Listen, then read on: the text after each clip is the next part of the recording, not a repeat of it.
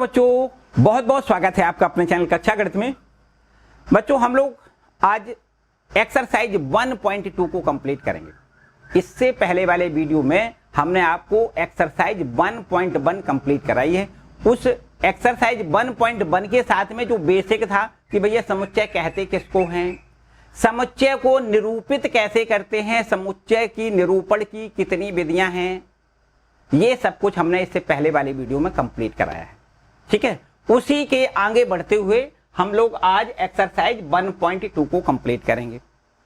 ठीक है, तो मेरे ख्याल से ओपनिंग वाला वीडियो नंबर 1 जो है वो अब तक आपने देख लिया होगा। बाय द वे अगर नहीं देखा है तो हम डिस्क्रिप्शन में लिंक दे देंगे, उसको आप प्रेस करके उस वीडियो को भी आप देख लें, कंप्लीट कर लें। ठीक है बच्चों, तो यहां पर हम लोग एक्सरसाइज 1.2 की बात करेंगे। 1.2 एक्सरसाइज में कुछ पहले बेसिक इसका समझो कि भाई इसमें क्या क्या हमें पढ़ना है, इस किस किस टाइप के इस एक्सरसाइज में क्वेश्चन होंगे। बच्चों बता दें आपको क्या क्या पढ़ना है, समुच्चय कितने प्रकार के होते हैं, समुच्चय के प्रकार पढ़ने हैं और उसी से संबंधित सारे क्वेश्चन हैं आपको। ठीक है, तो हम बच्चों बता दें कि समुच्चय की संख्या के आधार पर, समुच्चय में जो अवयव होते हैं उन अवयवों की संख्या के आधार पर समुच्चयों का कुछ विभाजन किया गया है। वो कौन कौन से, देखो किस किस प्रकार के, यहां पर हम लिख दें समुच्चय के प्रकार। क्या लिख दें? समुच्चय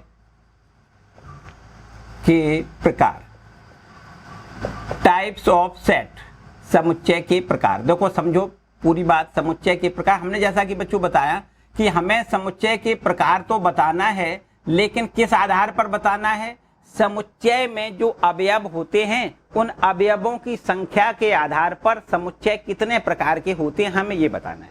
सबसे पहला नंबर हम कहेंगे रिक्त समुच्चय। क्या कहेंगे? रिक्त समुच्चय। रिक्त जैसा बच्चों इसका नाम है, रिक्त का मतलब क्या होता है? खाली। रिक्त मतलब खाली, एम्प्टी। इसको एम्प्टी सेट भी कहते हैं, इसको नल सेट भी कहते हैं, याद रखिए। ठीक है, तो रिक्त समुच्चय बच्चों होता क्या है, इसमें रिक्त का मतलब भाई खाली डिब्बा, जैसा बताया खाली डिब्बा खाली बोतल, इसमें कुछ है ही नहीं।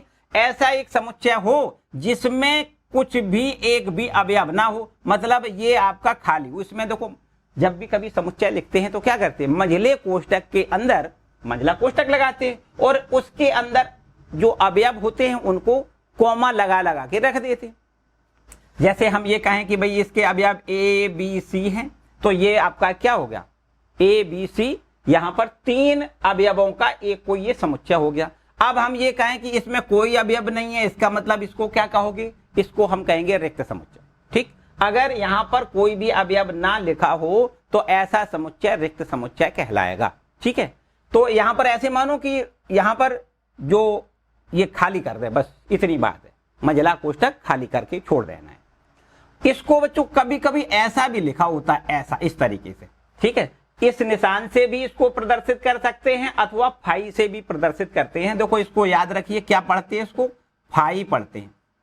ठीक है, फाई से भी इसको प्रदर्शित किया जाता है, खाली ब्रैकेट छोड़ दें या फिर इसको फाई से भी प्रदर्शित कर सकते हैं। क्लियर बात है। तो अगर हम आपसे ये कहें कि कोई एक ऐसा समुच्चय जिसमें अवयवों की संख्या शून्य होती है, मतलब कोई भी अवयव नहीं होता है, ऐसे समुच्चय को हम रिक्त समुच्चय कहते हैं। क्या इसकी यहाँ परिभाषा लिखनी जरूरी है बच्चों? आप तो मेरे ख्याल से याद हो गई होगी कि इसमें कोई भी अवयव ना, मतलब खाली हो, सीधा दिखाई दे रहा है खाली हो, इसमें कोई भी अवयव ना हो, तो ऐसे समुच्चय को हम क्या कहते हैं, रिक्त समुच्चय। ठीक है, क्लियर बात हो गई।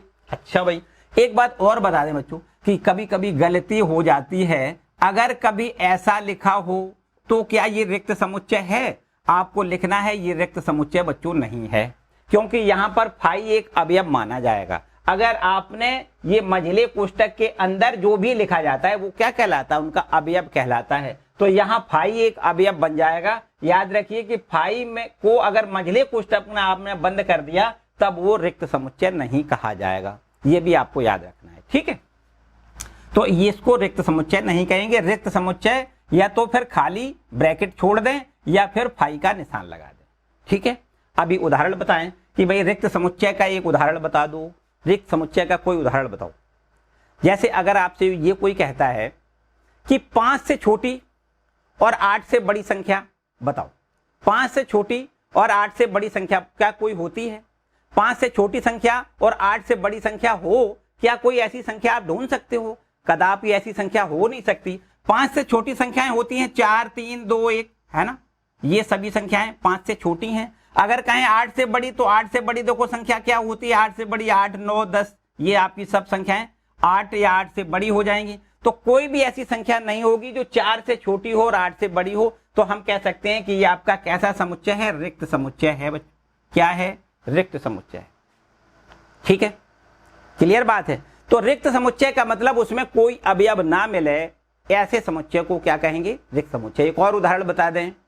आपसे कोई कहता है कि विषम संख्याएं, ऐसी विषम संख्याएं बताओ जो 2 से विभाजित होती हों। बच्चों, ऐसी कोई संख्या नहीं होती है जो 2 से विभाजित हो जाए। ऐसी कोई विषम संख्या होती ही नहीं है जो 2 से विभाजित हो जाए। इसका मतलब आपको क्या लिखना है? फाई लिखना है। मतलब ये भी आपका रिक्त समुच्चय का ही उदाहरण है। ठीक है, अभी और ढेर सारे आपके बुक में भी इस तरीके के प्रश्न मिलेंगे, तो उनको भी हम एक्सरसाइज के साथ में करेंगे। ठीक है, तो ये बच्चों हो गया रिक्त समुच्चय। इसके बाद दूसरे टाइप का समुच्चय समझो, इसको हम कह सकते हैं एकल समुच्चय। एक दूसरे टाइप का समुच्चय है जिसको कहेंगे एकल समुच्चय। बच्चों, हमने जैसा कि आपको बताया कि हम यहाँ पर समुच्चय में अवयवों की संख्या के आधार पर हम इसके टाइप्स ढूंढ रहे हैं, इसके प्रकार ढूंढ रहे हैं। उनमें जो समुच्चय में जो अवयव हैं उनकी संख्या के आधार पर इनको कितने भागों में विभाजित किया गया है वो बता रहे हैं आपको। तो पहला तो हो गया रिक्त समुच्चय, मतलब इसमें कोई अवयव ना हो। अब दूसरा देखो समुच्चय हम बताएं कि आपको भैया ये एकल समुच्चय। एकल को सिंगलटन सेट भी कहते हैं। सिंगलटन सेट, सिंगल, एक अवयव वाला हो, केवल एक अवयव अगर होता है तो ऐसे समुच्चय को हम क्या कहते हैं? एक का मतलब गिनती में एक नहीं, अगर ए लिखा हो तो इसको भी हम क्या कहेंगे? इसको भी हम एकल समुच्चय कहेंगे कि अगर उसमें समुच्चय में केवल एक अवयव होता हो, बस इतनी बात है। ठीक है, अगर आपसे कोई कहता है कि सम अभाज्य संख्या बताइए, सम अभाज्य संख्याओं का समुच्चय बताइए। सम अभाज्य संख्या केवल 2 होती है। 2 संख्या ऐसी है जो सम है और अभाज्य भी है, सम है और अभाज्य भी है। तो एकल समुच्चय का उदाहरण हम कह सकते हैं 2 यहां लिख दें, मझले कोष्टक में बंद कर दें, तो इसको हम क्या कह सकते हैं? एकल समुच्चय है। ठीक है, क्लियर बात है। एकल का मतलब एक अवयव वाला समुच्चय हो, बस इतनी बात। ठीक है बात? अच्छा ठीक, एकल समुच्चय भी आपने समझ लिया बच्चों। इसके बाद में देखो तीसरे टाइप का समुच्चय, इसको हम कहें परिमित समुच्चय। परिमित समुच्चय, परिमित समुच्चय बच्चों क्या होता है? परिमित समुच्चय क्या होता है? परिमित को कहेंगे फाइनाइट सेट कहेंगे। क्या कहेंगे? फाइनाइट सेट कहेंगे। तो बच्चों परिमित समुच्चय का क्या मतलब है? परिमित समुच्चय एक ऐसा समुच्चय होता है जिसके अवयवों की गिनती गिनी जा सके। जैसे हम ये कहें कि आपका ये देखो ध्यान दें, 1, 2, 3, 4, 5, यहां पर देखो एक ये कोई आपका समुच्चय है। इस समुच्चय को हम लोग क्या कहेंगे? परिमित समुच्चय कहेंगे। क्यों कहेंगे परिमित? क्योंकि यहां पर इनके जो अवयव हैं उनकी गिनती हम गिन के बता सकते हैं कि इसमें कितने अवयव हैं। आपको कहना है 5 अवयव हैं, तो इसका मतलब ये परिमित समुच्चय का उदाहरण है। परिमित समुच्चय का उदाहरण का मतलब क्या बताया? जिसमें अवयवों की संख्या की गिनती गिनी जा सके, ऐसे समुच्चय को परिमित समुच्चय कहते हैं। बात ठीक समझ में आई? जैसे दूसरा और कोई उदाहरण लें, जैसे ए, ई, आई, ओ, यू, हमने ये स्वरों का समुच्चय लिख दिया, अंग्रेजी वर्णमाला की स्वरों का समुच्चय। इसमें आपको यहाँ पर इनकी जो अवयव जो हैं उनकी गिनती गिनी जा सकती है कि भैया 5 अवयव केवल होते हैं। स्वर कितने हैं? 5 हैं। तो यहाँ पर इनकी गिनती हम गिन सकते हैं, इसलिए इसको भी हम क्या कह सकते हैं? परिमित समुच्चय है। मतलब कुल मिला के अगर कोई समुच्चय लिखा है उसमें अगर हम गिनती, उनके अवयवों की गिनती गिन सकते हैं, गिन के बता सकते हैं कि इसमें 10 अवयव हैं, इसमें 15 अवयव हैं, तो निश्चित रूप से वो आपका परिमित समुच्चय कहलाएगा। क्लियर बात होगी? इसके बाद देखो अगर हम ये कहें कि अपरिमित समुच्चय क्या है बच्चों? अपरिमित समुच्चय क्या है? अपरिमित समुच्चय, ठीक है। अपरिमित का मतलब क्या हो गया? इनफाइनाइट सेट इसको कहेंगे। इनफाइनाइट का मतलब अनंत। ठीक है, यहां पर अवयवों की संख्या की गिनती नहीं गिन सकते। जैसे जैसे हम अगर ये कहें कि कोई समुच्चय ऐसा है कि 1, 2, 3, 4 और आगे हम ऐसे डॉट डॉट करते हुए छोड़ दें, तो इसका मतलब कहां तक जा रहे हैं हमें इसकी गिनती पता नहीं है। तो ऐसे हम सेट को क्या कहते हैं बच्चों? ऐसे सेट को हम अपरिमित समुच्चय कहते हैं, जिसमें अवयवों की संख्या की गिनती ना गिनी जा सके। ऐसे समुच्चयों को क्या कहते हैं? अपरिमित समुच्चय कहते हैं। परिमित समझ में आया? परिमित का मतलब हम गिनती गिन लें, अवयवों की गिनती गिन के बता दें कि कितने अवयव हैं, तो वो परिमित समुच्चय कहलाएगा। और जिसमें गिनती गिने और उनकी गिनती हम गिन ही ना पाए, पता नहीं, निश्चित नहीं है कि कितने अवयव हैं, तो हम ऐसे समुच्चय को अपरिमित समुच्चय कहते हैं बच्चों। इतनी बात मेरे ख्याल से समझ में आएगी, इसमें कोई समस्या वाली बात नहीं। अब देखो और इसके आगे देखो, अगर हम आपसे ये पूछें कि समान समुच्चय क्या होता है? समान समुच्चय क्या होता है बच्चों? ये बताओ क्या होता है समान समुच्चय? समान समुच्चय का मतलब क्या है बच्चों? समान समुच्चय का मतलब ये ऐसे दो समुच्चय, ध्यान दें, समान का मतलब तो निश्चित रूप से ऐसा ही है कि भाई किसी के समान होने का मतलब हम या हमारे के बाद कोई दूसरा व्यक्ति है, तभी तो, जैसे आप होशियार हो, आपके ही समान कोई दूसरा होशियार हो, तो इसका मतलब दो की जरूरत पड़ती है। तो ऐसे दो सेट्स, या हम ये कहें ऐसे दो समुच्चय जिनके अवयव समान होते हैं। अवयव समान का मतलब गिनती में समान नहीं, वही अवयव इसके हों इस सेट के और वही अवयव इस सेट के हों, मतलब दोनों सेटों के अवयव एक ही होते हों, तो ऐसे समुच्चय को समान समुच्चय कहते हैं। ठीक है, जैसे हम ये कहें कि एक सेट कोई ए है और उसके अवयव हैं 1, 2, 3, एक सेट कोई बी है और उसके अवयव हैं 3, 2, 1। तो बच्चों यहां पर भी देखो इसके अवयव 1, 2, 3 है और यहां पर भी 1, 2, 3 है। आपको हमने और भी काफी बार बताया कि समुच्चय का क्रम, समुच्चय में अवयवों का क्रम अनिवार्यता नहीं है, किस रूप में लिखे, किस क्रम में लिखे जाएं, तो क्रम का कोई ध्यान हमें करना जरूरी नहीं है। हम देखो देख सकते हैं कि 1, 2, 3, इसमें भी देखो 3 अवयव हैं। कौन कौन से? 1, 2, 3, इसमें भी 3 ही अवयव हैं। 1, 2, 3 मतलब 3 अवयव यहां भी हैं और वही अवयव यहां हैं, जो यहां अवयव हैं वही अवयव यहां हैं। इसलिए हम कह सकते हैं कि ये दोनों समुच्चय कैसे हैं? समान समुच्चय हैं, अर्थात A बराबर B है। इसको दोनों समान समुच्चयों को कैसे लिखते हैं? इस प्रकार से, A बराबर B। A और B दोनों समान समुच्चय हैं, तो उसको हम लिखेंगे A बराबर B। ठीक है, अवयव जो A में हो वही अवयव B में होते हैं। याद रखिए, उनकी संख्या से मतलब नहीं है, उनकी संख्या से मतलब नहीं है। कभी कभी आपको ऐसा भी कह सकता है बच्चों, यहां देखो, जैसे B में अवयव है 3, 2, 1 और हो सकता है 2 यहां और लिख दे, ऐसा लिख दे।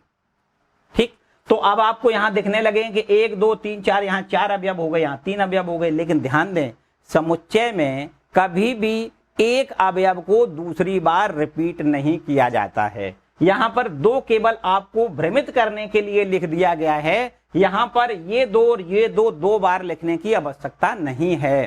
तो अवयव यहां भी जितने हैं, 3 अवयव यहां भी हैं, 3 अवयव यहां भी है। ठीक है, इसलिए हम ये कह सकते हैं कि दोनों समुच्चय कैसे हैं? समान समुच्चय हैं। ठीक है, क्लियर बात है, अब तो कोई डाउट वाली बात नहीं। तो समान समुच्चय आपने समझ लिया।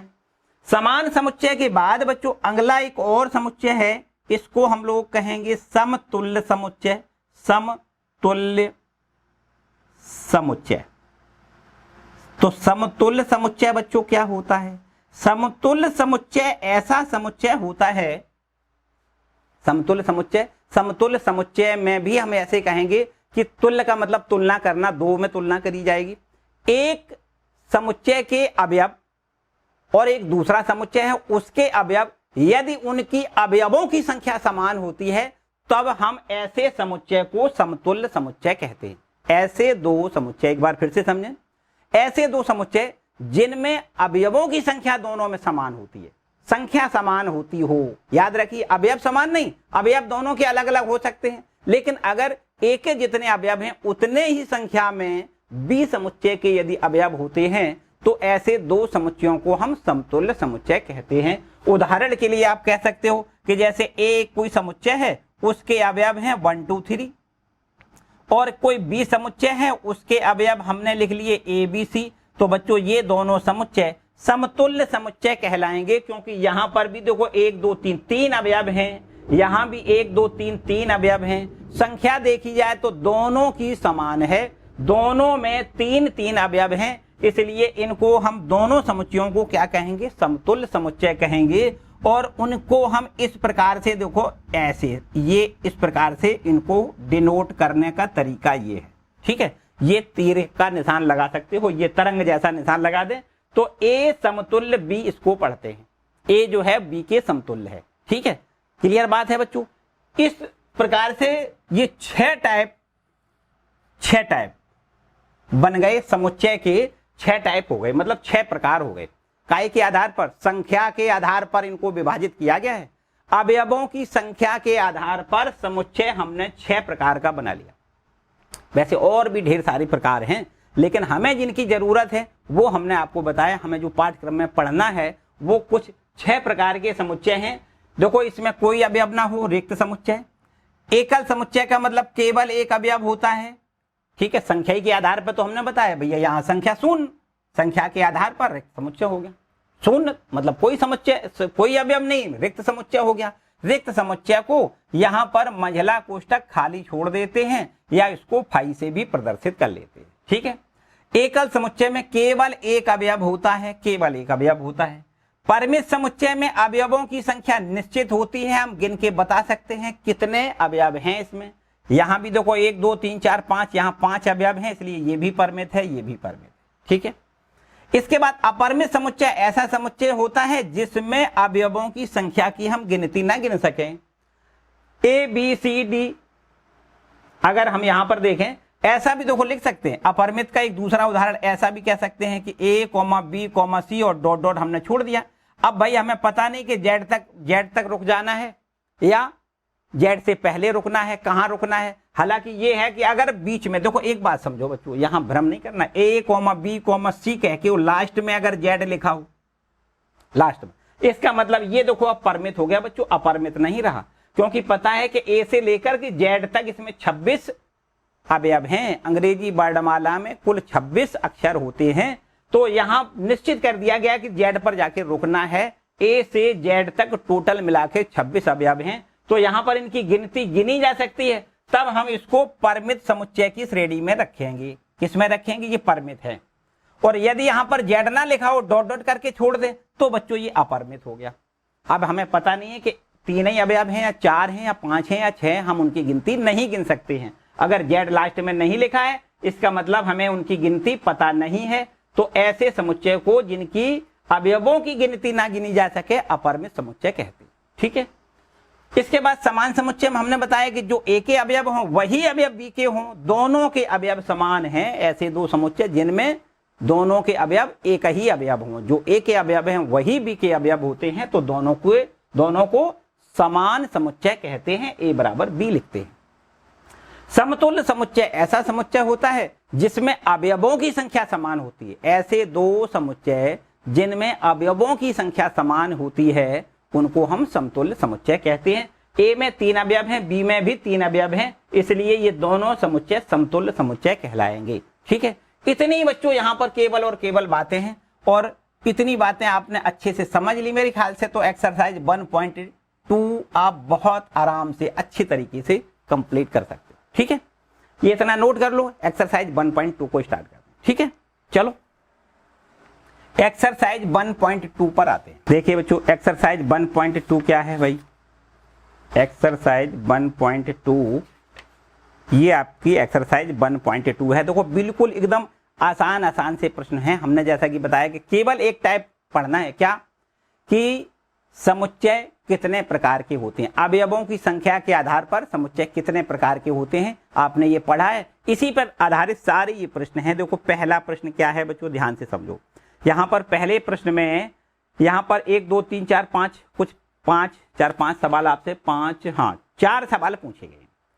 तो कहा यह गया है कि आप ये बताओ कि कौन रिक्त समुच्चय के उदाहरण है। जो आपको यहाँ पर लिखे हुए हैं उनमें से आपको ये छांट के बताना है कि कौन से रिक्त समुच्चय हैं, इतनी बात बतानी है। यहाँ पर आप देखो, ये है आपका पहला क्वेश्चन और पहले का जो पहला भाग है उसमें ये लिखा है 2 से भाज्य विषम संख्या। 2 से भाज्य विषम संख्या, क्या लिखा है? 2 से भाज्य विषम संख्या। 2 से भाज्य विषम संख्या, विषम प्राकृतिक संख्या, विषम प्राकृत संख्या, विषम प्राकृत संख्या का समुच्चय, संख्याओं का समुच्चय। बच्चों बताओ भाई, ये किसका उदाहरण है? क्या ये रिक्त समुच्चय का उदाहरण है? हाँ, आप कहोगे बिल्कुल सही बात है बच्चों। यहां देखो 2 से विभाजित विषम संख्याएं, जो विषम संख्याएं बच्चों होती हैं वो देखो आपको पता है 1 है, 3 है, 5 है, 7 है, 9 है, ये सब विषम संख्याएं हैं। विषम संख्या कभी भी 2 से विभाजित नहीं हो सकती। प्रश्न कहता है कि 2 से भाज्य कहें या विभाजित कहें, एक ही बात, ठीक है। 2 से भाज्य कहें या 2 से विभाजित विषम प्राकृतिक संख्याओं का समुच्चय। तो जो विषम प्राकृतिक संख्याएं होती हैं वो 2 से विभाजित होती ही नहीं है, इसलिए इसको क्या कह सकते हैं? ये रिक्त समुच्चय का उदाहरण है, इसको हम फाई लिख सकते हैं, ठीक है। रिक्त समुच्चय, ये आपका रिक्त समुच्चय है, ठीक है। इसके बाद देखो दूसरा, देखो यहां पर दूसरा प्रश्न क्या है? दूसरा प्रश्न देखो क्या है? सम अभाज्य संख्याओं का समुच्चय। सम, क्या लिखा है दूसरा प्रश्न? सम अभाज्य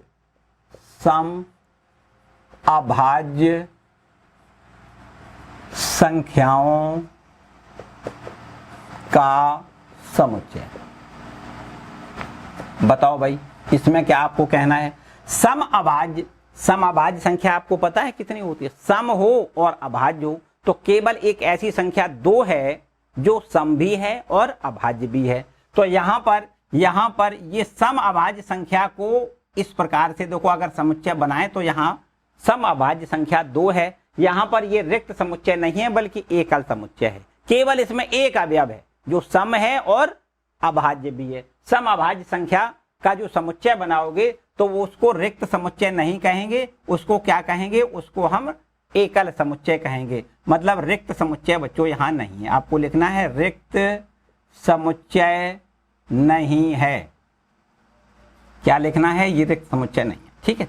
आपको आंसर केवल इतना देना है कि रिक्त समुच्चय है या नहीं है, बस इतनी बात बतानी है। हर प्रश्न में यही है। तीसरा देखो प्रश्न बच्चों क्या लिखा है इसमें? तीसरा प्रश्न क्या है, इसको भी ध्यान से समझो। इसमें तीसरे प्रश्न में लिखा है x such that x एक प्राकृत संख्या है।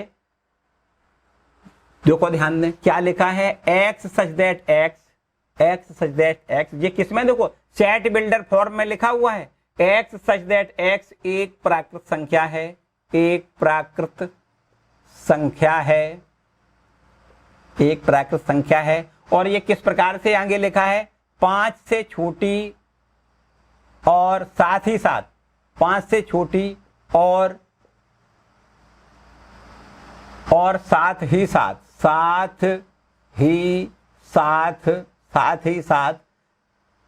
x इज ग्रेटर देन 7, मतलब 7 से बड़ी है, ये प्रश्न कहता है, ठीक। अब बताओ एक ऐसी प्राकृत संख्या कोई बताओ जो 5 से छोटी हो और 7 से बड़ी हो। कोई ऐसी संख्या नहीं बनी जो 5 से छोटी हो और 7 से बड़ी हो, ऐसी कोई प्राकृत संख्या होती ही नहीं है। इसलिए आपको यहां कहना है ये उदाहरण काय का है? रिक्त समुच्चय है।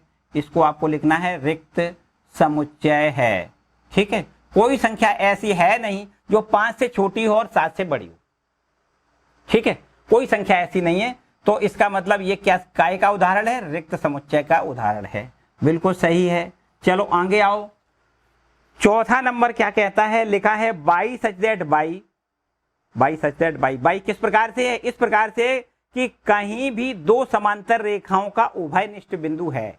2 समांतर रेखाओं का कभी उभयनिष्ठ बिंदु होता है बच्चों? उभयनिष्ठ बिंदु का मतलब क्या होता है?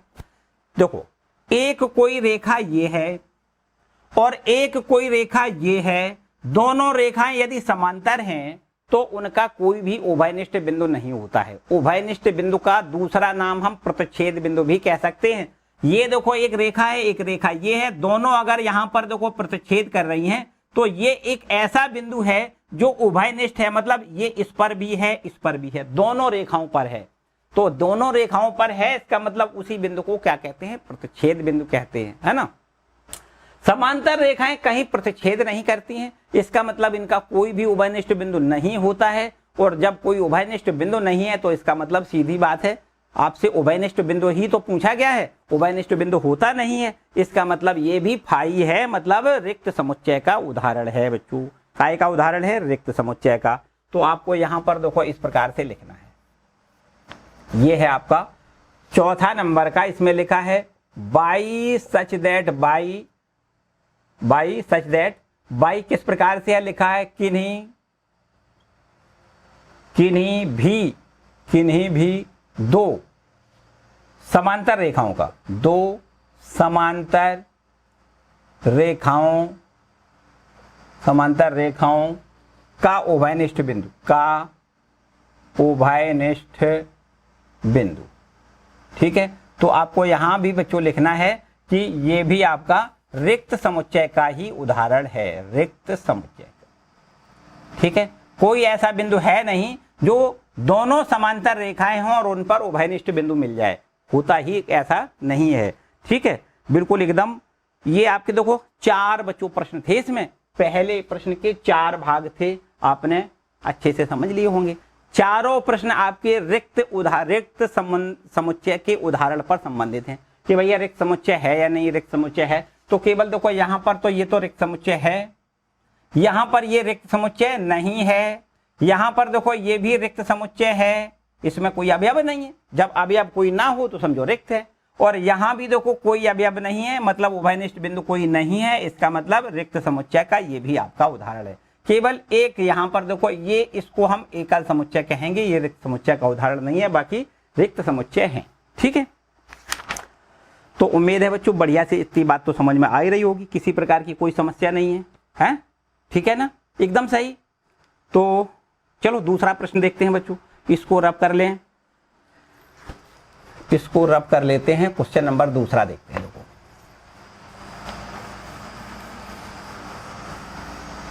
देखिए दूसरा प्रश्न क्या है, ठीक है। दूसरा प्रश्न बच्चों है निम्नलिखित समुच्चयों में से कौन परमित हैं और कौन अपरमित हैं। आपको क्या बताना है, कौन से समुच्चय परमित हैं, कौन से समुच्चय अपरमित हैं। अपरमित समुच्चय परमित समुच्चय की हमने बताया कि भैया अगर हम अवयवों की गिनती गिन लें तो समझो परमित, और गिनती ना गिन पाए तो समझो अपरमित, बस इतनी बात है। तो यहाँ पर आपको पहला जो प्रश्न दिया गया है, देखो दूसरे प्रश्न में पहला भाग है और वो दिया गया है कि एक कोई समुच्चय यहाँ पर ऐसे है, देखो 1, 2, 3 और डॉट डॉट डॉट डॉट यहाँ छोड़ दिया गया। बच्चों आप बता सकते हो ये किस प्रकार का समुच्चय है। तो आपको बिल्कुल एकदम देख के कहना है कि भैया देखो यहाँ पर अवयव हम गिन नहीं सकते, 1 है, 2 है, 3 है, अब आगे यहाँ कितने और आगे हैं, क्या हमें गिनती गिन सकते हैं? नहीं गिन सकते हैं। तो आपको यहाँ लिखना है अपरिमित समुच्चय है, ये अपरिमित समुच्चय है बच्चों, ठीक है। यहाँ पर हमने अवयवों की गिनती गिन नहीं पाई, इसलिए हमने इसको अपरिमित समुच्चय की श्रेणी में रख लिया। क्लियर बात है, कोई समस्या वाली बात नहीं, एकदम सारी बातें क्लियर हैं बच्चों। यहाँ दूसरा प्रश्न क्या कहता है, 1, 2, 3, 4 और आगे चले जाओ, देखो 99 और 100 तक हम लोग पहुंच गए। ध्यान से समझो, आपका ये प्रश्न है 1, 2, 3 और यहाँ पर देखो कहां तक 99, फिर अंत में 100। इसका मतलब देखो अब हमने गिनती गिन ली बच्चों, पक्की बात है। यहाँ पर देखो 1 से हम प्रारंभ करते हुए कहां तक पहुंचे, 100 तक। इसका मतलब इसमें अवयव 100 हैं। ये 1 से 100 तक की सब प्राकृतिक संख्याएं उनका समुच्चय है। तो यहां पर हमने गिनती गिन ली कि इसके अवयव हैं 100, इसलिए इसको हम क्या कहेंगे, परिमित समुच्चय कहेंगे। परिमित समुच्चय क्या कहेंगे बच्चों, परिमित समुच्चय कहेंगे इसको। इतनी बात भी क्लियर है, किसी को कोई डाउट नहीं। ये हो गया अपरिमित समुच्चय, ये हो गया परिमित समुच्चय, ठीक है। हम केवल गिनती गिन लें, बस गिनती अवयवों की गिनती गिन लें तो उनको हम परिमित कहेंगे। अवयवों की गिनती ना गिन पाए तो हम उसको अपरिमित कहते हैं, बस इतनी बात है। इसके बाद देखो इसमें बच्चों एक प्रश्न यहां पर छूटा है, पहला जो लिखा है उसमें लिखा है वर्ष के महीनों का समुच्चय। यहां पर एक और इससे ऊपर प्रश्न है, ये पहला है और ये दूसरा है, ये तीसरा है। अब चौथा बाद में बताएंगे। पहले देखो पहला जो प्रश्न है वो क्या है, वर्ष के महीनों वर्ष के महीनों का समुच्चय। वर्ष में कितने महीने बच्चों होते हैं आपको बहुत अच्छे से पता है। वर्ष में टोटल मिला के 12 महीने होते हैं, तो उनकी हमें गिनती पता है। देखो यहां से अगर हम कहें कि भाई जनवरी, क्या कैसे लिख सकते हैं, जनवरी होता है, दूसरा फरवरी महीना होता है, ठीक है, और अंत में चलते चले जाएं और लास्ट में देखो नवंबर और दिसंबर, नवंबर कहें और कॉमा लगा के यहां लिख दें दिसंबर। तो ये कुल मिला के अगर हम गिनती गिने तो यहां से जनवरी से दिसंबर तक कितने महीने होते हैं, 12 महीने होते हैं। इसलिए यहां इसको क्या कहेंगे, ये परिमित है। क्या है ये, परिमित समुच्चय है। परिमित का मतलब क्या हुआ, परिमित का मतलब हम समुच्चय के अवयवों की संख्या गिनती गिन लें, बस यहां पर हमने गिनती गिन ली, 12 अवयव हैं, इसका मतलब ये आपका परिमित हो गया। ये तो ठीक है, ये ठीक है। देखो चौथे नंबर की बात समझो भाई। चौथे नंबर में क्या है, यहां पर चौथे नंबर में दिया गया है 100 से बड़े धन पूर्णांकों का समुच्चय। 100 से बड़े धन पूर्णांकों का समुच्चय। 100 से बड़े मतलब यहां पर देखो ध्यान से समझना है, 100 से बड़े धन पूर्णांकों का समुच्चय बताओ। 100 से बड़े हों तो भाई 100 से बड़े का मतलब हम 101 से नंबर लगा दें। यहां कहें 101, फिर 102 और डॉट डॉट कहां तक जाएं, इसकी कोई पता है क्या, इसका क्या हमें कुछ पता है कि हम कहां तक जाएं? हमें तो 100 से बड़े दिए गए हैं, तो 100 से बड़े तो ये सब हैं, जितने भी चले जाओगे, इसका मतलब हम इसकी गिनती नहीं गिन सकते। इसलिए इसको हम क्या कहेंगे, अपरिमित कहेंगे। अपरिमित समुच्चय है बच्चों, ये तो अपरिमित समुच्चय है, ठीक है। इसमें भी मेरे ख्याल से कोई डाउट नहीं है बच्चों, ये तो अपरिमित समुच्चय हो गया, है ना। इसके बाद देखो, इसके बाद क्या है, इसके बाद लिखा है 99 से छोटे अभाज्य पूर्णांकों का समुच्चय। 99 से छोटे हमें बताना है, 99 से छोटे जो अभाज्य हैं, 99 से छोटे जो अभाज्य हैं बच्चों। अभाज्य समुच्चय आपको पता है, देखो ध्यान दें, 99 से छोटे अभाज्य 99 से छोटे अभाज्य संख्याओं का समुच्चय हमें यहां बना के दिखाओ। पहले बना के दिखाओ भाई। 99 से छोटे होने चाहिए, अभाज्य होने चाहिए। तो आप बच्चों आपको पता है कि एक, ये भी आपका क्या है, ये देखो संख्याएं लिखा है, पूर्णांक लिखा है, एक बार देख लें। अभाज्य पूर्णांकों का है बच्चों, है ना, अभाज्य पूर्णांकों का समुच्चय, पूर्णांकों का समुच्चय, ठीक है। अभाज्य पूर्णांक हमें देखना है। पूर्णांक का मतलब देखो हम कहां से स्टार्ट करेंगे, एक भी अभाज्य है, हम कहेंगे 2 भी अभाज्य है, इसके बाद कहेंगे 3, इसके बाद कहेंगे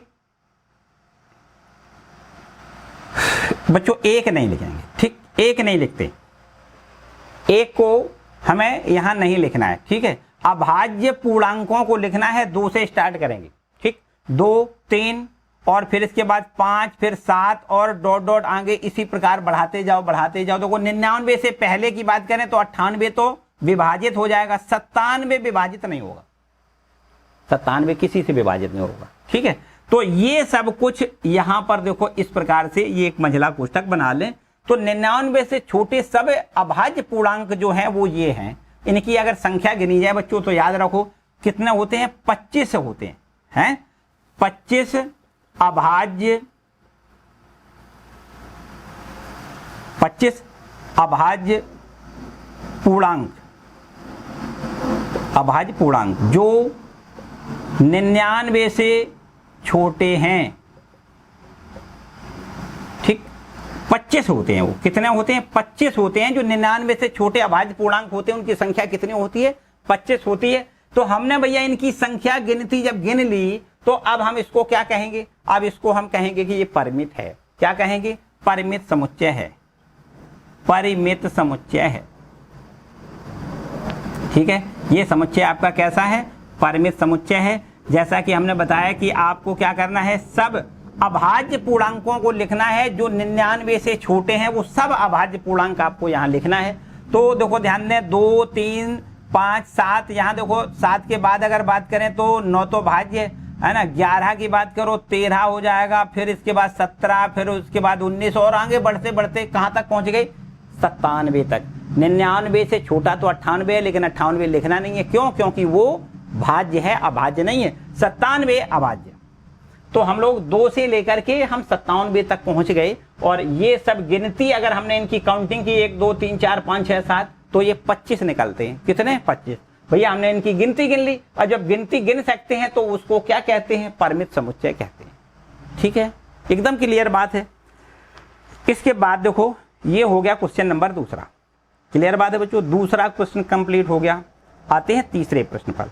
देखो, तीसरे प्रश्न में भी कुछ इसी प्रकार से प्रश्न कहा गया है कि प्रत्येक के लिए बताइए कि कौन परिमित है और कौन अपरिमित। इसमें भी अपरिमित और परिमित हमें छांटना है तीसरे नंबर के प्रश्न में। ठीक है, उम्मीद है कि बिल्कुल एकदम बढ़िया समझ में आ रहा होगा, किसी प्रकार की कोई डाउट नहीं है ना, एकदम बढ़िया से। बच्चों अगर वीडियो को लाइक ना किया हो तो वीडियो लाइक जरूर करें।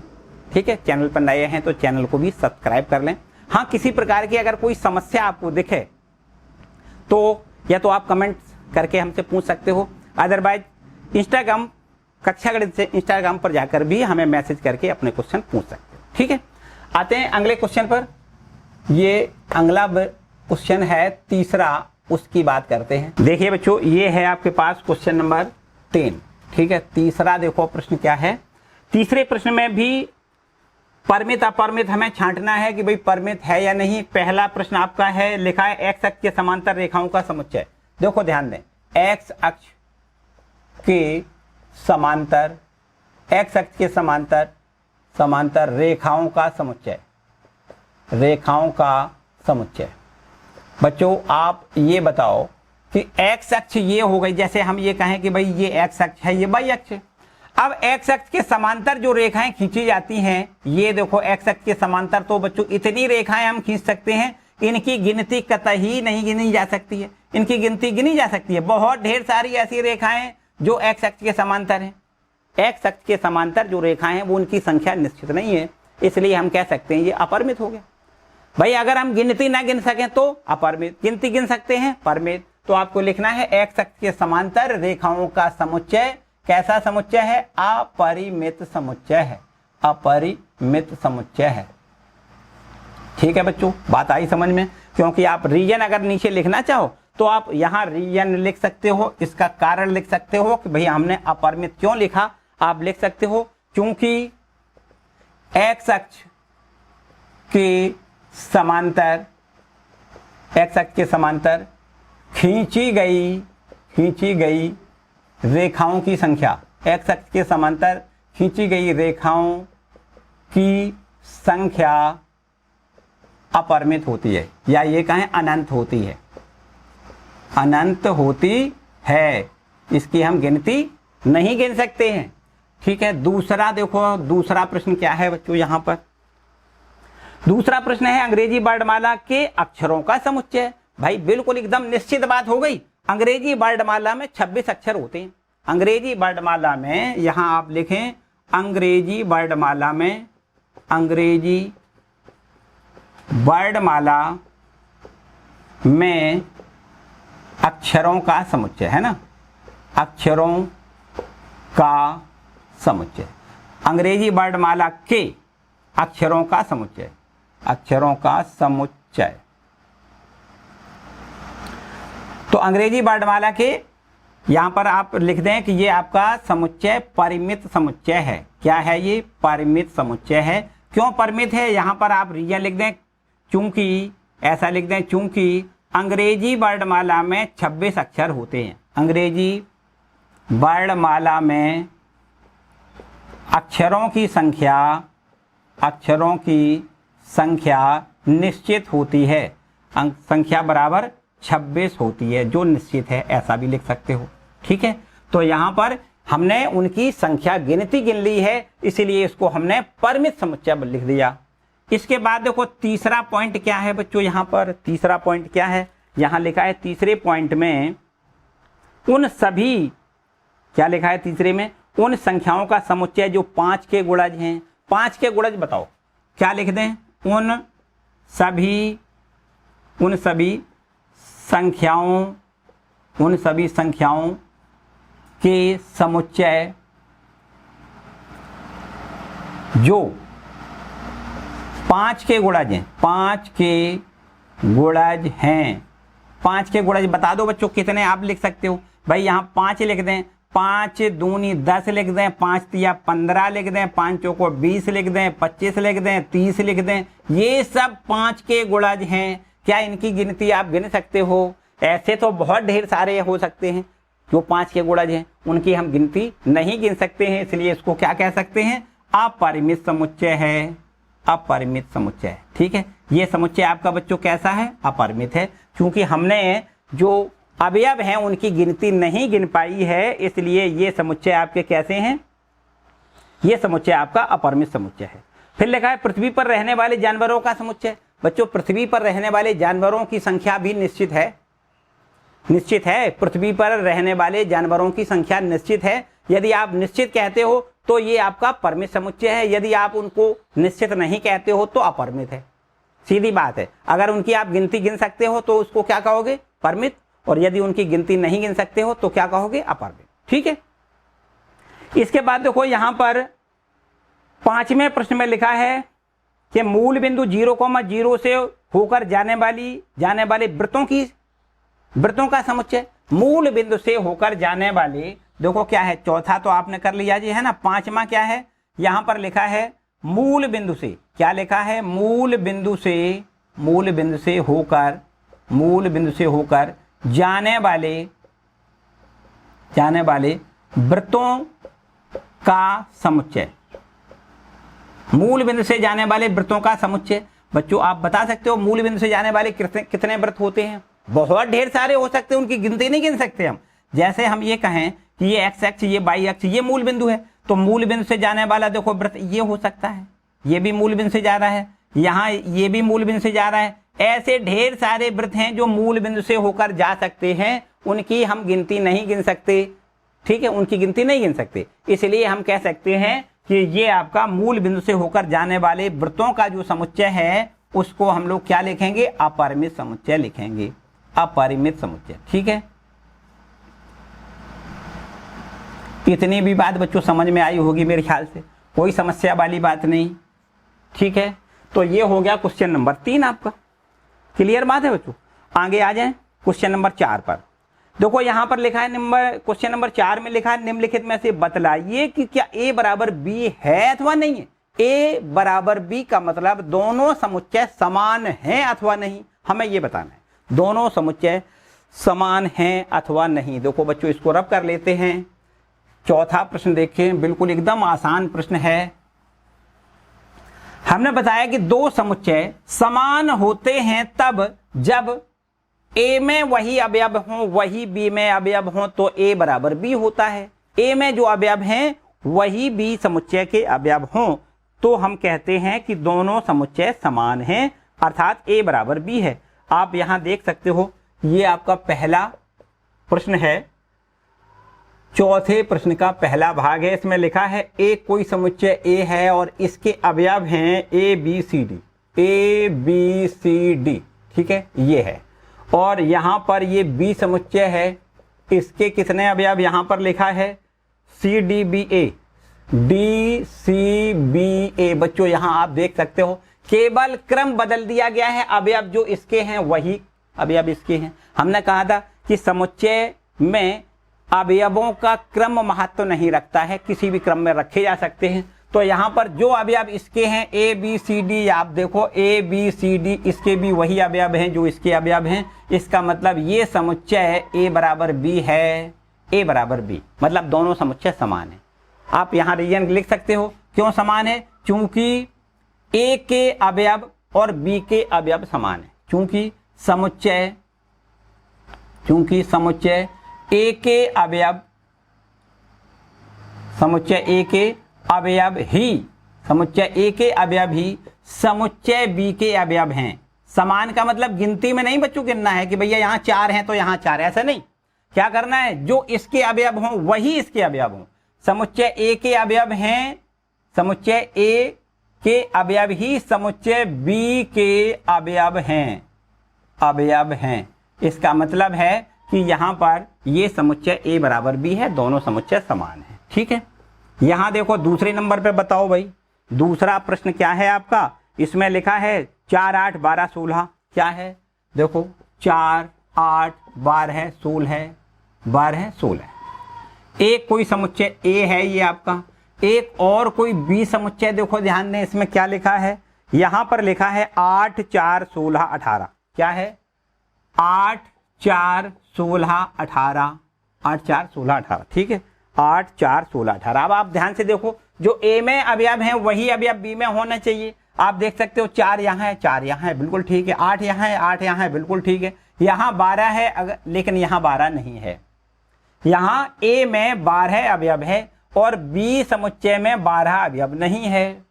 इसी प्रकार यहाँ 16 अवयव है, ए में 16 अवयव है, बी में 18 अवयव है। मतलब कुल मिला के ये है कि इसके अवयव और इसके अवयव अलग अलग हो गए। ए के अवयव बी के अवयव समान, मतलब वही अवयव नहीं है। समान मानी गिनती नहीं करनी है, हमने बताया जैसे गिनती में तो देखो 1 2 3 4, यहाँ भी 4 है, यहाँ भी 4 है, लेकिन गिनती से मतलब हमारा नहीं है। हमें चाहिए कि जो इसके अवयव हों वही इसके अवयव हों। तो आपने देखा कि 12 यहाँ तो है लेकिन यहाँ 12 नहीं है, ये लिखना है आपको रीजन, क्योंकि ए समुच्चय में 12 है परंतु बी समुच्चय में 12 अवयव नहीं है। इसी प्रकार लिखना है ए समुच्चय में 16 यहाँ है, 16 यहाँ है, बिल्कुल ठीक है, लेकिन आपको लिखना है बी समुच्चय में 18 अवयव है लेकिन ए समुच्चय में 18 अवयव नहीं है। अतः क्या लिखना है, ए बराबर बी नहीं है। आप इतनी लैंग्वेज तो लिख सकते हो बच्चों बड़े आराम से। इसमें क्या लिखना है, समुच्चय ए में 12 अवयव है लेकिन बी में 12 अवयव नहीं है, तथा बी में 18 अवयव है और ए में 18 अवयव नहीं है, इसलिए ए बराबर बी नहीं है। क्लियर बात हो गई, कोई डाउट वाली बात नहीं। आगे आओ, तीसरा प्रश्न देखो बच्चों, यहां पर तीसरा प्रश्न क्या है, तीसरा प्रश्न क्या है देखो लिखा है यहां पर तीसरा प्रश्न, एक कोई समुच्चय ए है, 2 इसके अवयव हैं 2 4 6 8 10, क्या है देखो ध्यान दें, एक कोई समुच्चय ए है जिसके अवयव हैं 2 4 6 8 10, ये इसके अवयव हैं 2 4 6 8 10, बिल्कुल ठीक है, सम संख्याएं हैं ये, है ना। कितनी संख्याएं हैं सम, 2 4 6 8 10, मतलब 10 तक है, 10 तक, है ना। तो यहाँ पर देखो एक कोई बी समुच्चय है, वो किस प्रकार से है, ये सेट बिल्डर फॉर्म में लिखा है, एक्स सच दैट एक्स सम पूर्णांक है, एक्स क्या है, एक सम पूर्णांक है, सम पूर्णांक है, सम पूर्णांक है, जो कितना है, जो कितना है देखो कहां लिखा है, x का मान 10 या 10 से छोटा है, 10 तक तो है, 10 तक बराबर का भी निशान है, 10 है या 10 से छोटा है। सम पूर्णांक वो वाले लिखो जो 10 हो या 10 से छोटे हो, वो सब धन पूर्णांक आपको सम वाले लिखना है, सम धन पूर्णांक लिखना है। तो बच्चों यहां पर आपको क्या लिखना है देखो, यही यहां पर लिखे हैं 2 4 6 8 10, और यही इसका मतलब है और यही इसका मतलब, ठीक है, एकदम क्लियर बात है। तो बच्चों यहां भी आपको लिखना है a बराबर b, क्लियर बात। जो x क्या है, सम धन पूर्णांक है जो 10 और 10 से छोटे, सम धन पूर्णांक 10 और 10 से छोटे देखो ये है ना, तो इसलिए ये दोनों समुच्चय कैसे हो गए, समान समुच्चय हो गए। इसके बाद देखो चौथा नंबर क्या है बच्चों, यहां पर चौथा नंबर लिखा है, इसमें लिखा है कि ए समुच्चय है, देखो ध्यान दें, ए समुच्चय कैसा लिखा है, ए बराबर यहां लिखा है, ए बराबर क्या लिखा है देखो, एक्स सच दैट एक्स 10 का गुणज है, यहां लिखा है एक्स सच दैट एक्स संख्या 10 का गुणज है, संख्या 10 का गुणज है, गुणज है, 10 का गुणज है। देखो ये x क्या है, 10 का गुणज, 10 का गुणज का मतलब समझते हो, 10 का गुणज का मतलब समझते हो, 10 और फिर 10 में 2 का गुणा करो 20, 10 में 3 का गुणा करो 30, 40 50 60, ये 10 के गुणज कहलाएंगे, 10 20 30 40 50 60, ये सब 10 के गुणज हैं, ठीक है। b क्या है बच्चों, यहां देखो b बराबर क्या लिखा है, b बराबर क्या लिखा है, b बराबर लिखा है x such that x, sorry b बराबर क्या लिखा है 10 15 20, देखो यहां पर लिखा है 10 15 20 25 30 और डॉट डॉट। अब बच्चों यहां देखो, यहां पर ये हम ऐसा कह सकते हैं कि ये 5 के गुणज तो हैं, 10 के गुणज नहीं है। इसमें देखो ये तो 10 का गुणज है, ये भी 10 का गुणज है, लेकिन ये 10 का गुणज नहीं है। यहां 25 लिखा है, ये भी 10 का गुणज नहीं है, तो इसका मतलब ये 10 के गुणज नहीं है, ये 10 के गुणज है। तो इसका मतलब ये बराबर नहीं है, सीधी बात है। यहां पर आपको क्या लिखना है, ए बराबर बी नहीं है, ए बराबर बी मतलब नहीं है, मतलब ये दोनों समान समुच्चय नहीं, ए और बी दोनों समान समुच्चय नहीं है। क्यों नहीं है, क्योंकि यहां ए बराबर, देखो ए बराबर अगर कहें, ये सेट बिल्डर फॉर्म में लिखा है, इसको हम अगर रोस्टर फॉर्म में लिखें तो हमें इसको ऐसे लिख सकते हैं 10, 20, 30, 40, डॉट डॉट डॉट ऐसे लिख सकते हैं। और जबकि बी बराबर देखो ये दिया गया है, क्या इसके अवयव और इसके अवयव वही दिखाई दे रहे हैं, जो इसके अवयव हैं वही इसके अवयव हैं? बिल्कुल नहीं है। इसमें आप देख सकते हो यहां पर कहीं 15 है क्या, इसमें तो 15 है, इसमें 25 है, इसमें क्या कहीं 25 है? बिल्कुल नहीं। मतलब इसके अवयव और इसके अवयव अलग अलग हैं। इसका मतलब ये दोनों समुच्चय कैसे हैं, समान नहीं हैं। ठीक है बच्चों, चौथा प्रश्न आपका कंप्लीट होता है। इसी टाइप में देखो पांचवा भी प्रश्न है। सभी में हमने जैसा कि बताया कि हर एक प्रश्न केवल समुच्चय के जो अवयव हैं उन अवयवों की संख्या के आधार पर जो समुच्चय के प्रकार बताए उसी पर ये सारे प्रश्न हैं, सारे प्रश्न उसी पर हैं। पांचवा प्रश्न देखो क्या है, लिखा है क्या निम्नलिखित समुच्चय युग्म समान हैं, कारण सहित बताइए। इसमें भी यही बताना है कि जो समुच्चय दिए गए हैं वो दोनों समुच्चय क्या समान हैं। युग्म मानी होता है जोड़ा, ए और बी का जो समुच्चय का जोड़ा है वो दोनों आपस में कैसे हैं, समान हैं या नहीं, आपको ये बताना है। चलो इसको पहले रब करके पांचवें प्रश्न की बारी आती है। देखो पांचवा प्रश्न क्या कहता है, तो देखिए पांचवा प्रश्न है, ये लिखा हुआ है बच्चों। पांचवा प्रश्न इसका पहला भाग है, इसमें लिखा हुआ है क्या निम्नलिखित समुच्चय युग्म समान है। ए बराबर तो देखो ये दिया गया है, ए बराबर क्या है, ए बराबर है 2,3 और बी समुच्चय यहां पर किस प्रकार दिया गया है, बी बराबर यहां पर ऐसे दिया गया है। देखो एक्स सच दैट, एक्स समीकरण, एक्स किस प्रकार से है, समीकरण x square plus 5x plus 6 बराबर 0 का एक हल है, ये आपका देखो बी समुच्चय है, ये आपका ए समुच्चय है। क्या ये दोनों समान हैं, ये दोनों समुच्चय समान हैं। आपको देखो यहां पर ये तो बिल्कुल स्पष्ट दिखाई दे रहा है कि इसमें केवल 2 अवयव हैं, 2 और 3। अगर इसके बी समुच्चय के भी 2 और 3 अवयव हमें मिलते हैं तो अब हम कहेंगे कि ए और बी बराबर हैं। तो बच्चों यहां पर क्या है, ये समीकरण दिया गया है। अगर यहां पर इस समीकरण को हल करें, x square plus 5x plus 6 बराबर 0 को हल करें तो यहां पर देखो इसके हम फैक्टर कर लें, गुणनखंड कर लें। यहां पर गुणनखंड अगर त्रिपद से कर दें तो x square plus 3x plus 2x plus 6 बच्चों यहां पर ये बराबर 0 ऐसा लिख सकते हो। 3 दूनी 6, 3 2 5, 3x और 2x का योग 5x हो जाएगा, बिल्कुल ठीक है। अब यहां से देखो x कॉमन मिलेगा तो x प्लस 3 और यहां से प्लस में 2 कॉमन लें तो x प्लस 3 और यहां से x प्लस 3 दोबारा से फिर कॉमन है, तब यहां पर x प्लस 2 और इक्वल टू 0। अब देखो ध्यान से यहां पर ऐसे x के 2 मान मिलेंगे, x बराबर -3 और यहां से x का मान अगर 0, x प्लस 2 0 लिखोगे तो x का मान कितना मिलेगा, -2। तो बच्चों यहां से x के देखो 2 मान हमें मिले, तो ये b जो समुच्चय है वो b समुच्चय। प्रश्न क्या कहता है, x सच दैट x किस प्रकार है, इस समीकरण का हल है। तो इस समीकरण का हल देखो -3 और -2 हमें निकल के आया, ठीक है। अब आप बताओ कि ये इसके अवयव और उसके अवयव क्या वही अवयव ए में है, वही अवयव बी के हैं या फिर अलग हैं। मेरे ख्याल से बिल्कुल आपको स्पष्ट दिखाई दे रहा होगा। तो यहां इसका अवयव 2 है, इसका अवयव 2 है ही नहीं, इसका तो ऋण 2 है। इसका अवयव 3 है, इसका अवयव यहां पर 3 नहीं है, इसका अवयव ऋण 3 है। मतलब इसके अवयव और इसके अवयव अलग अलग हैं, एक नहीं है। तो आपको क्या लिखना है, चूंकि ए के अवयव ए व बी दोनों इकट्ठे लिख दो, समुच्चय यहां लिखें, चूंकि समुच्चय ए व बी के अवयव समान नहीं है, समान नहीं है। ए के अवयव और बी के अवयव समान नहीं हैं, अतः ए और बी आपस में बराबर नहीं है, ऐसा आपको लिखना है, ठीक है। ये लिखना है, ए के अवयव अलग हैं, बी के अवयव अलग हैं, समान नहीं है, इसलिए हम कह सकते हैं कि ए बराबर बी नहीं है। ठीक है। दूसरा प्रश्न बच्चों क्या कहता है, देखो दूसरे प्रश्न की बात बताओ। यहां पर लिखा है, एक लिखा है ऊपर, पहले एक शब्द लिखा है, बिल्कुल देखो आसान आसान से प्रश्न है, एकदम आसान आसान से प्रश्न है, इसको रब कर लेते हैं। देखो ध्यान दें, 5वें प्रश्न का जो दूसरा भाग है उसमें, 5वें प्रश्न का दूसरा भाग है उसमें देखो ऐसा लिखा है, एक तो समुच्चय कोई ए है और वो ए समुच्चय इस प्रकार से लिखा है कि x such that x such that x किस प्रकार से लिखा है, शब्द शब्द शब्द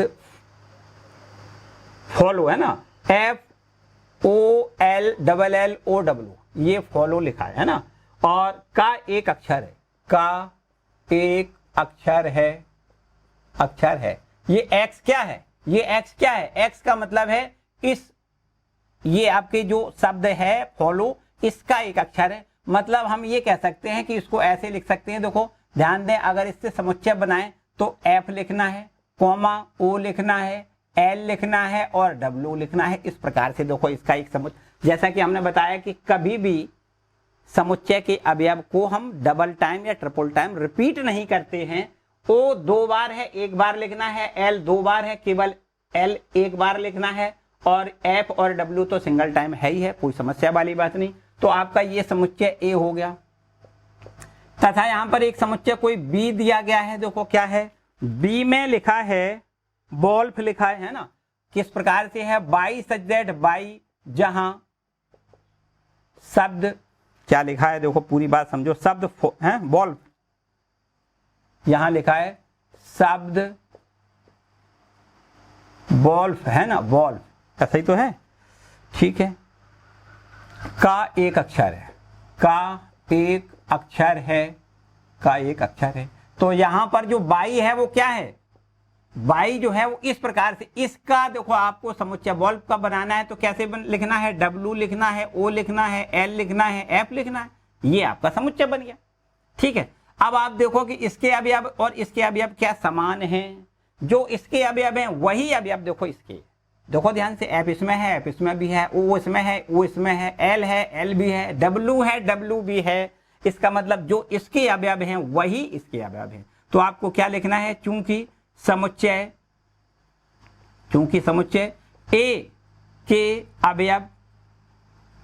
अवयव ही समुच्चय B के अवयव हैं, A के अवयव ही समुच्चय B के अवयव हैं, अतः A बराबर B है। इसमें भी आपको क्या लिखना है, A और B दोनों समान समुच्चय हैं। ठीक है, इसके बाद देखो अंतिम प्रश्न बच्चों क्या कहता है, अंतिम प्रश्न मतलब प्रश्न नंबर 6 क्या कह रहा है, नीचे दिए गए समुच्चयों में से समान समुच्चयों का वर्णन करिए। क्या करना है, समान समुच्चयों का वर्णन करना है। देखो ध्यान दें, इसको रब कर लेते हैं, इसको रब कर लेते हैं, और हमें अब क्या करना है, समान समुच्चयों को लिखना है कि भाई यहाँ पर जो समुच्चय दिए गए हैं उनमें हमें छांट के लिखना है कौन कौन से समान है, कौन कौन से समान नहीं है। सीधी बात है, यहां पर देखो कुछ समुच्चय जो दिए गए उनको पहले हम सब समुच्चयों को लिख लेते हैं। ए समुच्चय है जिसके अवयव हैं 2, 4, 8, 12, 2, 4, 8, 12। ठीक है, एक कोई बी समुच्चय यहां पर है जिसके अवयव हैं 1, 2, 3, 4, 1, 2, 3, 4। एक कोई सी समुच्चय है जिसके अवयव कितने हैं, देखो 4, 8, 12, 14, 4, 8, 12, 14। एक सी समुच्चय है जिसके 4, 8, 12, 14। ठीक है, एक कोई डी समुच्चय है जिसके अवयव यहाँ हैं 3, 1, 4, 2, 3, 1, 4, 2। यहाँ पर देखो 4 अवयव हैं डी समुच्चय की। अब कोई समुच्चय ई है, इसके अवयव भी आपके -1 और 1, 2 अवयव इसके हैं। एक कोई समुच्चय एफ है और इसके भी यहाँ पर देखो अवयव 0, A, ये 2 अवयव यहाँ दिए गए हैं। एक कोई समुच्चय जी है जिसके अवयव भी यहाँ पर दिया है 1, -1 है। और अंत में यहाँ पर एक समुच्चय कोई H है जिसके अवयव हमें दिए गए हैं 0, 1। अब आप ये बताओ कि कौन से समुच्चय समान समुच्चय हैं। हमने जैसा कि बताया बच्चों कि ऐसे समुच्चय, ऐसे 2 समुच्चय जिनमें दोनों के अवयव एक ही होते हैं। ठीक, अब बताओ, ए 2 4 8 12, 2 4 8 12 यहां से यहां तक देख के जाओ। 2 4 8 12 किसी के अवयव हैं क्या? इसके भी अवयव 2 4 8 12 नहीं है, 2 4 8 12 इसके भी नहीं है, इसके भी नहीं, किसी के नहीं, मतलब ए के बराबर कुछ भी नहीं है। कोई भी समुच्चय ए समुच्चय के बराबर नहीं है। बी के अवयव हैं देखो 1 2 3 4, 1 2 3 4, देखो ध्यान दें 1 2 3 4। समुच्चय बी के अवयव और समुच्चय डी के अवयव समान हैं। ध्यान से देखो, बी और डी दोनों समान समुच्चय हैं, लिख सकते हो बी बराबर डी। ठीक, बी के अवयव और डी के अवयव एक ही अवयव हैं, जो बी के अवयव हैं वही डी के अवयव हैं, इसलिए बी बराबर डी लिखा जा सकता है। बिल्कुल एकदम डेड श्योर बात हो गई, अच्छी बात है भाई। आगे यहां देखो ध्यान दें, एक कोई समुच्चय ये है जिसके अवयव -1,1 हैं, एक कोई समुच्चय जी है जिसके भी अवयव देखो -1,1 हैं, तो ई और जी दोनों समान समुच्चय हैं, ई बराबर जी लिख सकते हो। जो ई के समुच्चय के अवयव हैं वही जी समुच्चय के अवयव हैं, ई और जी आपस में समान समुच्चय हैं। ठीक है, बाकी आप देख सकते हो कोई भी समुच्चय ऐसा नहीं है जिसके अवयव समान हो। एक तो बी वाला समुच्चय है, देखो ध्यान दें, बी समुच्चय है, ये बी समुच्चय, और यहां पर ये डी समुच्चय, इन दोनों के अवयव समान हैं, इन दोनों के अवयव समान हैं, तो इसलिए बी बराबर डी लिख सकते हैं। और इसी प्रकार एक कोई समुच्चय ई है और जी है, इसके अवयव और इसके अवयव एक ही अवयव हैं, जो ई के अवयव हैं वही जी के अवयव हैं, इसलिए ई और जी भी आपके क्या हैं, दोनों समान समुच्चय हैं, बाकी कोई भी समुच्चय समान नहीं है। तो बच्चों यही आपसे पूछा गया था कि कौन कौन से युग्म समान समुच्चयों का चयन करिए, ऐसा कहा गया था, है ना, समान समुच्चयों का चयन कीजिए। तो बच्चों ये है आपके पास इस एक्सरसाइज का सॉल्यूशन। अब हम लोग मतलब अगली वाली एक्सरसाइज की बात करेंगे। ठीक है, अगली वाली एक्सरसाइज बच्चों हम अगले दिन प्रोवाइड आपको कराएंगे। ठीक है, आज के लिए फिलहाल इतना ही रखते हैं। अगले वाले जो लेक्चर अगला वाला होगा उसमें आपको पढ़ना है उप समुच्चय क्या होता है, उप समुच्चय क्या होता है ना, उप समुच्चय पर और भी काफी बातें कुछ पढ़नी है। ठीक है, वास्तविक संख्याओं के समुच्चय के उप समुच्चय क्या होते हैं, अंतराल आर के उप समुच्चय के रूप में कैसे उसको लिखते हैं, घात समुच्चय क्या होता है, बहुत ही इंपॉर्टेंट बात, घात समुच्चय क्या होता है ये भी आपको आगे वाले लेक्चर में बताएंगे। सार्वत्रिक समुच्चय क्या होता है ये भी आपको अगले वाले लेक्चर में बताएंगे। बच्चों 1.3 एक्सरसाइज हम लोग अगले वाले लेक्चर में कंप्लीट करेंगे। ठीक है, पहले उसका बेसिक पढ़ेंगे और फिर इसके बाद एक्सरसाइज 1.3 को कंप्लीट करेंगे। ठीक है, तो बच्चों आज के लिए फिलहाल इतना ही रखते हैं, मिलते हैं अगले वीडियो में। वीडियो को लाइक ना किया हो तो बच्चों जरूर लाइक कर दें, चैनल पर नए आए हैं तो चैनल को भी सब्सक्राइब कर लें, और हाँ, इस वीडियो को अपने दोस्तों के साथ जरूर शेयर किया करें, जरूर हर वीडियो को अपने दोस्तों के साथ आप जब पढ़ने बैठा करें तो अपने दोस्तों को भी साथ में बुला लिया करो, एक साथ मिलके पढ़ा करो। कभी आप ये भी देख सकते हो कि भाई हमें ये प्रॉब्लम हुई है, जब भी कभी प्रॉब्लम एक दूसरे से हुआ करे तो आपस में भी डिस्कशन किया करो। ठीक है, और फिर उसका अगर सॉल्यूशन नहीं मिलता है तो मुझे कमेंट करके जरूर पूछा करो। ठीक है, आज के लिए फिलहाल इतना रखते हैं। ठीक है।